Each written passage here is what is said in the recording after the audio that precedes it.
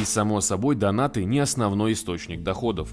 Абубакар Янгулбаев наладил тесные связи с разными организациями, более чем известными в определенных кругах. В их числе известная нам Елена Милашина, которая работает с каналом, помогает братьям Янгулбаевым, но в качестве благодарности получает от братьев титул шалавы.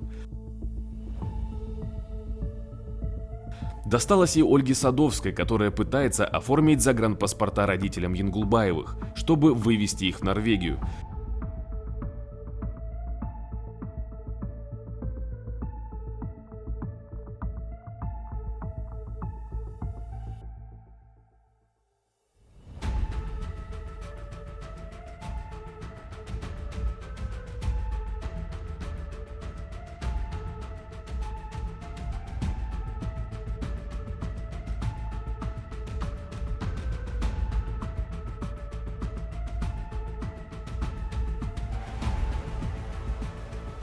Сам комитет против пыток, возглавляемый Игорем Каляпиным, который даже не подозревал, что Абубакар Янгулбаев использует его как дойную корову.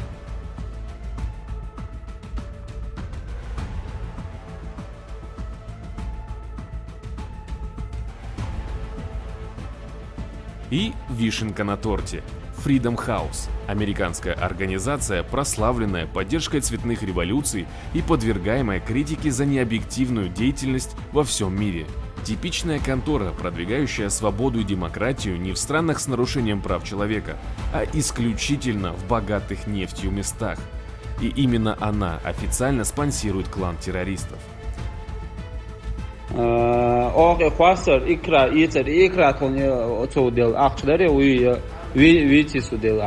Изначально по договору, который вроде заполнен, заполнить, там была указана сумма 10 тысяч долларов Мелдоре.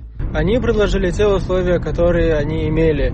Вам еще тогда говорили, когда вы будете писать эти суммы, знайте, что это налоги, это деньги налогоплательщиков. Основная идеология канала, по их собственным утверждениям, установление шариата. Однако, подобное мало чем напоминает шариат. А одни из членов террористической группировки, занимающиеся избиением туристов, отмыванием денег, финансовыми махинациями и призывами к осуществлению государственного переворота, возглавляемые российским судьей, все еще находятся на территории России, как и сам ее непосредственный главарь.